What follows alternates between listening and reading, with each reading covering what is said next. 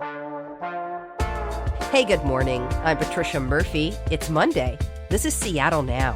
It's the last week of 2025, and so much has happened. Our summer was defined by a rogue rat mosaic in Cal Anderson Park. Starbucks closed its fanciest store in Seattle, the Capitol Hill Roastery. Seattle's nude beach, Denny Blaine, now has a fence between the clothed and unclothed. And Seattle elected its youngest mayor ever while pushing out its more moderate incumbents. There is a lot to reflect on, and thankfully our friends over at Week in Review took the time to look back on the year for their Year in Review event. Bill Radke hosted the panel of Libby Denkmann, Phyllis, Fletcher, and Sandeep Kaushik. Mayor-elect Katie Wilson and Attorney General Nick Brown were there too. Here's a portion of the evening. You're listening to KUOW's Year in Review, recorded live at Town Hall, Seattle.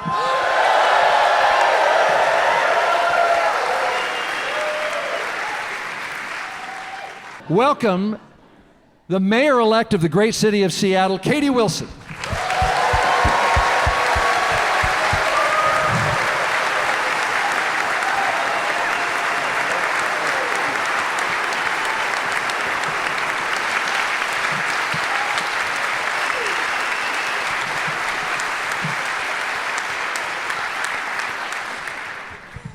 Madam Mayor-elect, I have been reading about you in national media.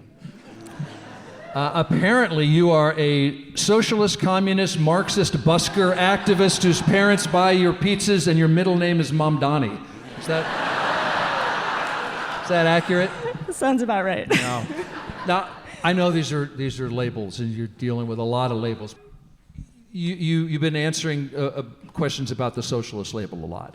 You have said you are personally, that's your politics, is socialist politics. But you've also said that your job as mayor, you don't see your job as tearing down the system. So, and I can ask more about that, but how do you see your approach to this job? Yeah, I mean, I think that we have a lot of big challenges in Seattle, and I think we're in a moment where people don't care that much about labels. I think they care about results. And I think regardless of where people sit on the political spectrum or what labels they use to describe themselves, I think there's pretty wide agreement on what those challenges are, right? We have an escalating homelessness crisis. We have the cost of living from housing to childcare to groceries is out of control. We have persistent public safety issues. And I think that with pretty wide agreement on those issues, there's a lot that we can do to address them if we don't pay too much attention to the labels. Now, that doesn't mean that it's easy and that it doesn't mean that everyone likes the solutions, right? And if you look at the work that I've done over the years as a community organizer, a lot of that has focused on affordability, whether that's raising the minimum wage or strengthening renter protections or passing the Jumpstart tax, right, which is our landmark tax on wealthy corporations. And not everyone likes those things, right? But they are addressing issues which I think everyone agrees exist. So if we can start from the problems, I think we can make a lot of progress. Mayor-elect, I wanted to ask about that affordability message that you ran on. Obviously, affordability means a lot of things. One of the things is, high rent or the high cost of pizza because of the rents that the businesses are, having to pay, as you famously talked about in your TikTok video. Now that you are elected, how do you address affordability in the span of time that a mayor, is in office? Because these are big structural things. These are national inflation numbers. Getting housing online takes time. What are the levers that you can pull in, 4 years or maybe more, whatever you end up having in office to address that issue, affordability? Yeah, I mean, that's a great question. And it's funny because we have now opened up our land use and zoning code, but at the same time, permit applications have plunged, right? Largely for, macroeconomic reasons beyond our control.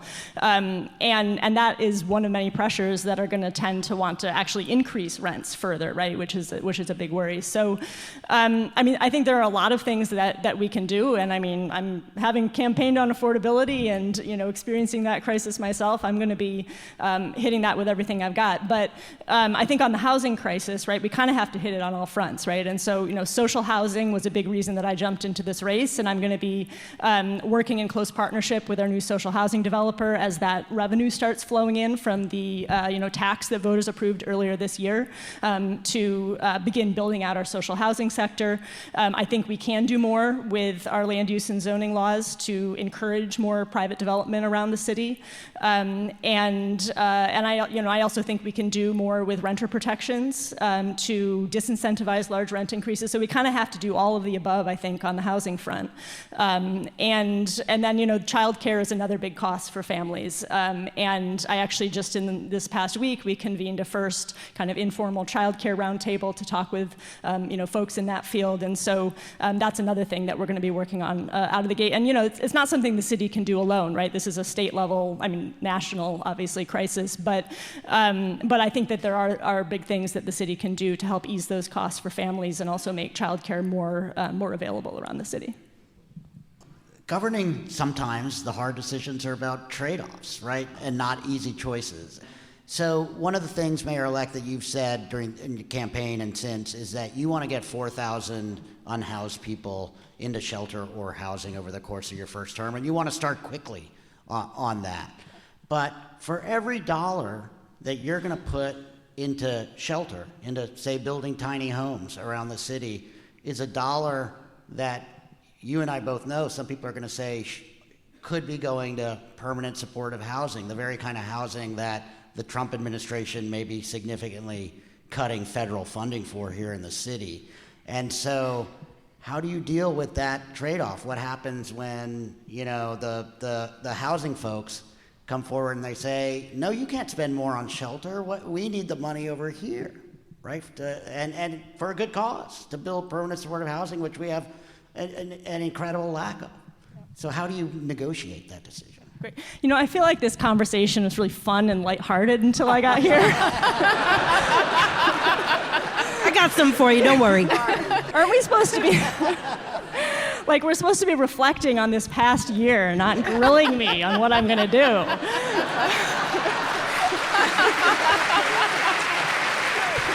Spoken like the boss. Yeah. I think first of all, so referring to potential cuts by the Trump administration, and that's actually an issue that we're dealing with right now, and my incoming administration is already engaging heavily in conversations around the potential loss of continuum of care funds, which is $67 million that we've been getting from the federal government, which is at risk. I think it's very, very important that we have a line in the sand where we're going to backfill that money if we lose it, right? We're not going to let existing permanent supportive housing facilities, be defunded, have to kick people out onto the street, right? So we definitely need to hold the line there. Governing is always about trade-offs, and budgets are always about trade-offs and priorities. And I think that, you mentioned 4,000 units. I was talking on the campaign trail about opening 4,000 units of emergency housing or shelter in over 4 years. But I really think the most meaningful metric that we can look at when thinking about our homelessness crisis is the number of people sleeping unsheltered on our streets. And I really think, that is one of the main ways I'm going to be measuring the success or failure of my administration, and I assume that that's also what the public will be doing, right? Are we making a really significant reduction in unsheltered homelessness in Seattle? And so I'm going to do whatever I have to do to get there, right? And so that is going to mean prioritizing opening shelter in the short term, especially in the lead up to the World Cup coming up next year. And also I want to keep building housing, right? That is also very important, right? And so that's one of the reasons why I'm in support of raising new progressive revenue, right? We need to grow the pie, and also I think we need to advocate at the state level. There was the encampment resolution program that has lost a lot of funding, right, which was very, very successful at getting, basically resolving encampments by getting people inside from land to near state highways. So if we can get the state to step up and restore and expand funding for that program, within Seattle, that will help us here. So we kind of need to be fighting on all fronts, but again, my bottom line is that we need to get those rates of unsheltered homelessness down. We need to get people inside with support. I have a 2025 question for you. What was the most memorable reaction from like people who knew you back in the day that you were like actually doing this and like actually won? Well, I will say that, so we had a couple like social media videos that went kind of viral, and the pizza video was one of those that you referred to. My Goodwill video kind of went places. And that one was particularly fun because I did have a number of old friends from college or even before who like had no idea that I was running for office, and then the Goodwill video like popped up in their feed or Reddit or whatever. So that was pretty memorable to have people reach out to me and be like, "Whoa, what did I just see?" We don't have a mayor's mansion. Are you going to still be in your one-bedroom apartment on Capitol Hill as mayor of Seattle? I think you could graduate to 2 bedrooms. Yeah, we'll see. And actually, it's funny, when I first told my parents that I was going to run for mayor, this was back in February when I made that decision, the first words out of my dad's mouth was like, "Is there a mayoral mansion?"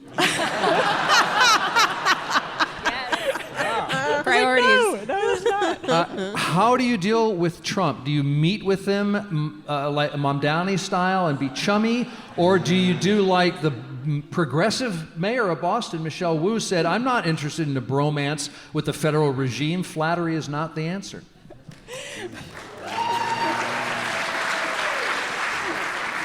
Well, I've already stated that I would meet with Trump. Yes. Yeah. But I doubt that would result in a bromance.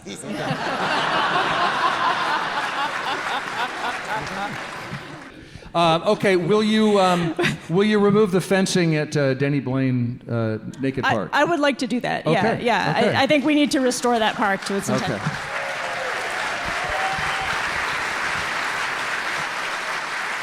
Always leave on applause. Mayor Katie Wilson, it's a pleasure to meet you. Congratulations on your victory, Mayor-elect.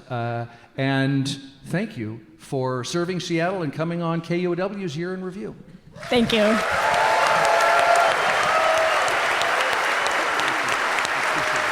Mayor Katie Wilson.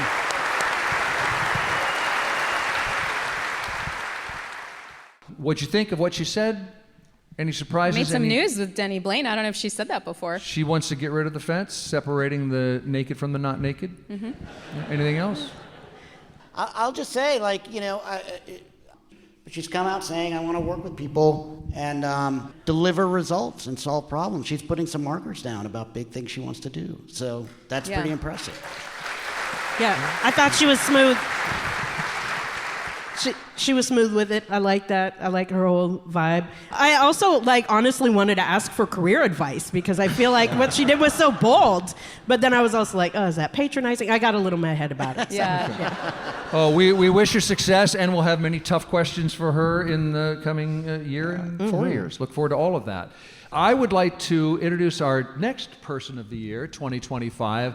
Unlike our new mayor, when this year began, this person did know he would be in office because he had just gotten elected. And he also knew he would be dealing with the cougar, the Mar-a-Lago mountain lion, on top of, by the way, just his other job of upholding and enforcing the laws of the state of Washington. Would you please welcome Washington Attorney General Nick Brown.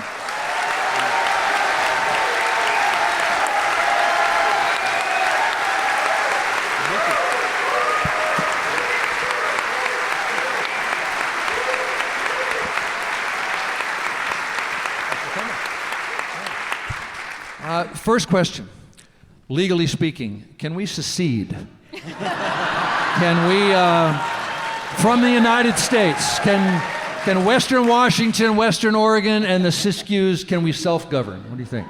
The power of the government is in the people. So if that is what the people want, there's a way to do it.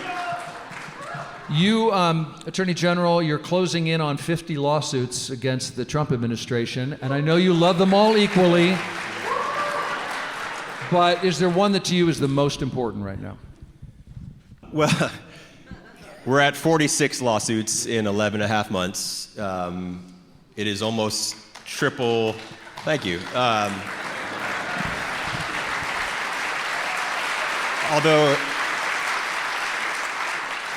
I always appreciate when people applaud the work that we're doing But when it comes to the Trump administration, the fact that we spend so much energy protecting Americans from their president really fills me with a great deal of regret and sadness that we're in this moment. But all of our cases are important. I think of our cases in sort of two big, broad categories. One, defending people's civil rights, their civil liberties. The very first case we filed against the administration was on his second day in office, challenging his un-American, unconstitutional order trying to eliminate birthright citizenship in America.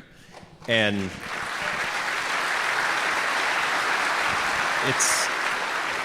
it's hard to think of a case that's more important than what it means to be an American citizen.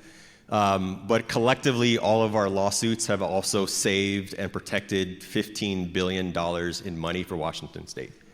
$15 billion. And so, the lasting impact of that work is going to be, I think, tremendous. We're talking, and I was listening to your conversation about the state budget, and if we had to fill an additional $15 billion budget hole for state agencies and other organizations, we'd be in an exponentially worse situation. So I'm really proud of our work. I'm proud of all the people in our office. It's a tremendous place to be. But defending what it means to be an American might be my favorite. Just talking about the news of the... Just this week, the Trump administration sued us for not handing over our voter databases. Yeah. He just started laughing. What's that? He started laughing. Oh, well, that's comforting. It's good luck, Yeah, okay.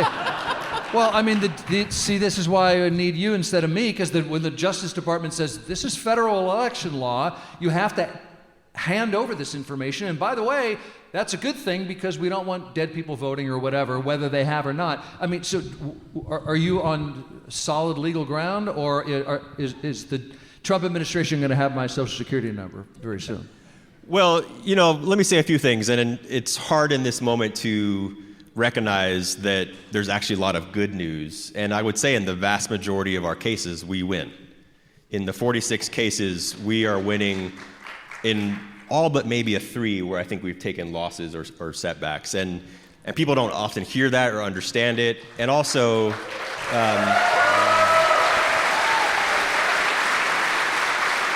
now, a lot of the cases are early. Some will continue to go on, but very few will go to the Supreme Court. And so winning at the district court level, the Court of Appeals, is really important. And one of the big differences between this Trump administration and the first time is that we are on the receiving end of so many cases.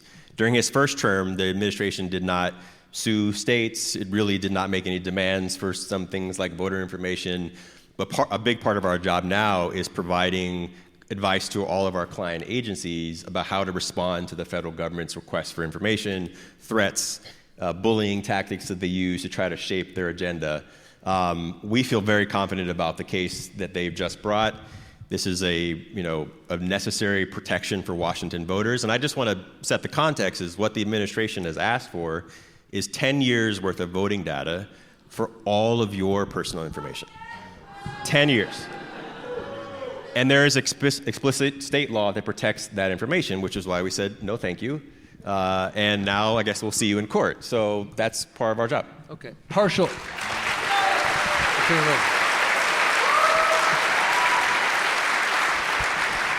I think it's partial Social Security numbers, not entire Social Security numbers, from what I understand. But who knows? Do you think you would be a candidate for the bromance treatment from our president?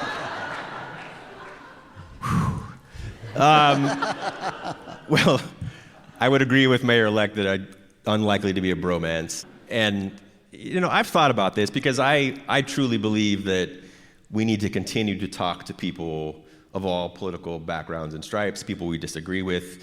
I will show up almost everywhere to talk to people who I think operate in good faith.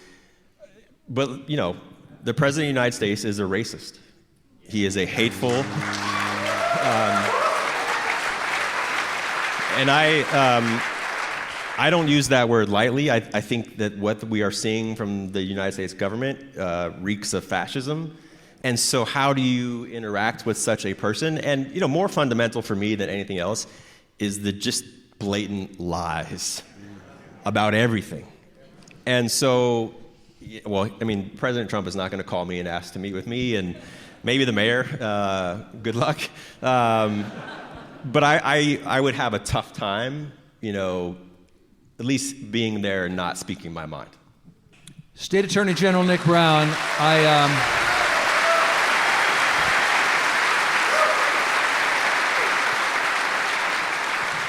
I just hope you'll appreciate the fact that we didn't ask you a single question about being on Survivor Season 2, because I wanted to. I've got time. Go ahead. I wanted to, but the clock. Look at the clock. Dang. It's producer Kevin It's Kinnear. Kevin's fault. It's his job. Yeah. It's not that we didn't think about it. AG, it's good to meet you in person, and I know she has, but again, as I did with the mayor-elect, I think these people would like to hear from you a lot this year, and so on KUOW, I really hope we can continue this. I appreciate it. Washington Attorney General Nick Brown, thank you.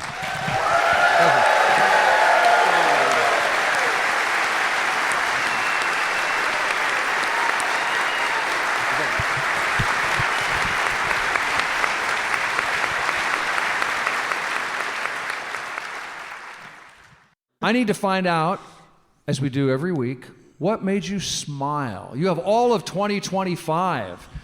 Did anything make you smile this year? Hot Rat Summer made me smile this year.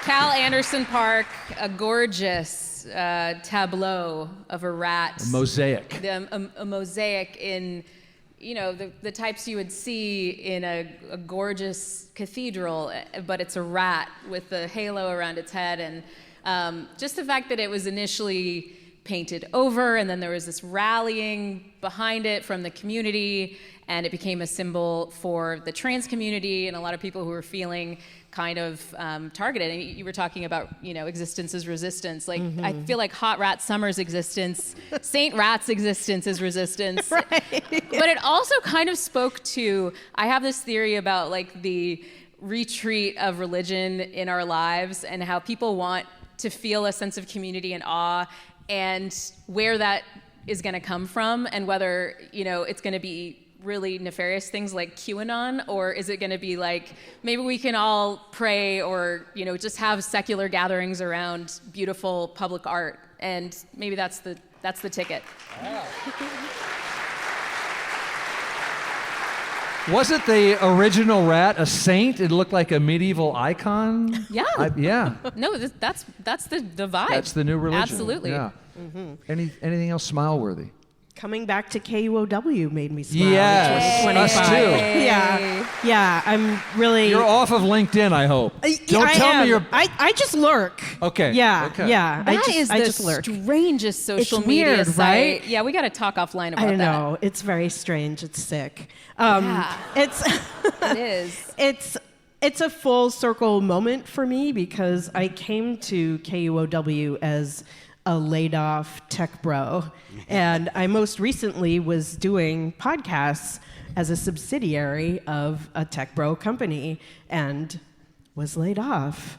And both times, one of the first people I talked to was you. So it's just really thrilling to have that full circle moment from being a volunteer, answering phones in the pledge drive, to coming back to people actually knowing me and my work and getting to see all of you. So I'm just really happy to be here.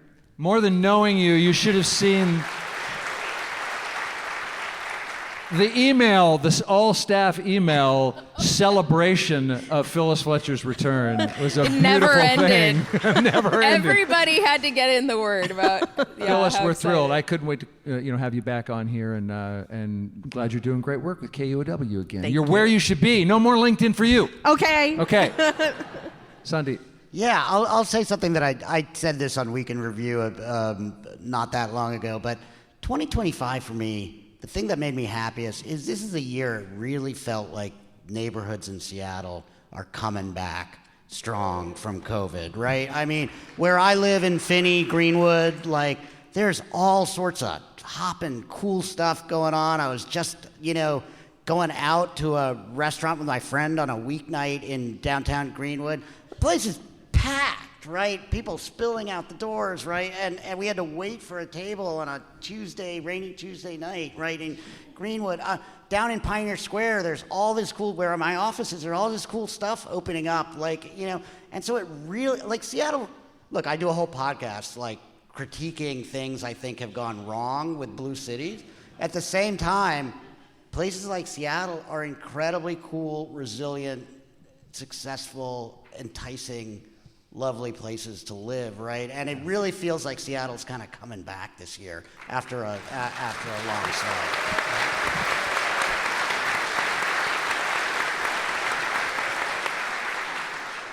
I smiled at single father and music teacher Jeff Heatwole of Spokane, who posted on Facebook, quote, "Looking for women to hike with," smiley emoji. Yeah.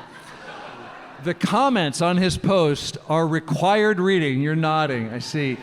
Commentator Jaden Cornett wrote, "I was mauled by a bear up in the mountains. Jeff chased off the bear, then cradled my bloody head and whispered lullabies as I died peacefully.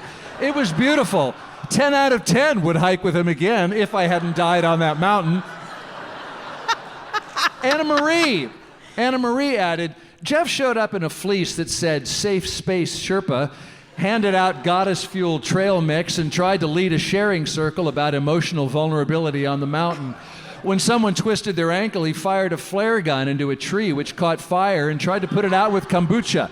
Honestly, 10 out of 10 entertainment. Highly recommend hiking with Jeff if you like chaos, snacks, and unhinged feminist energy." Jessica Dancy commented, "Jeff, I'm still tied to the tree. Are you ever coming back?" And finally... Justice for Jeff. Come right? on.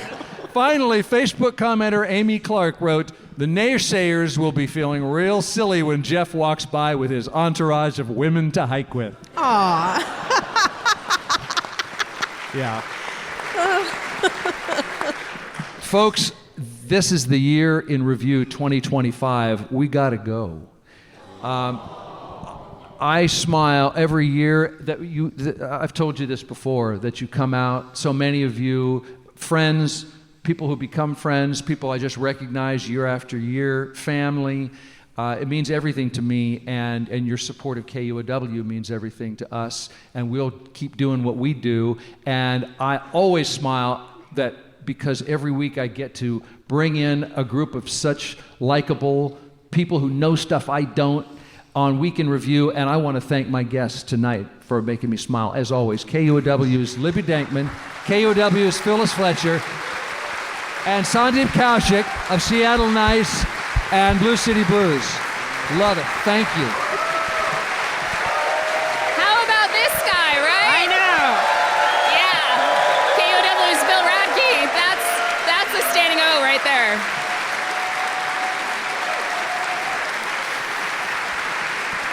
Thank you all for processing an entire year. Thank you very much. And a big thank you to Washington State Attorney General Nick Brown and Seattle Mayor-elect Katie Wilson.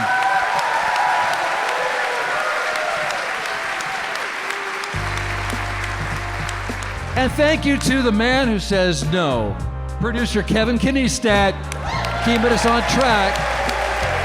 Thank you to KUOW's events team and to Town Hall Seattle.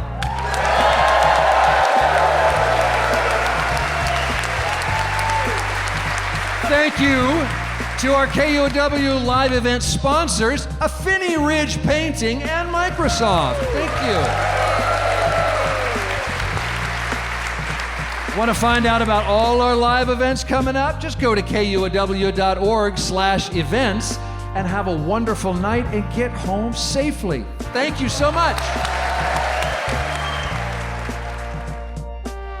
Thanks for listening. The Seattle Now team is Caroline Chamberlain Gomez, Vaughn Jones, Brooklyn Jamerson Flowers, Andy Hurst, and Paige Browning. Greg Kramer does our theme music. Seattle Now and KUOW Public Radio are members of the NPR network. I'm Patricia Murphy. See you tomorrow.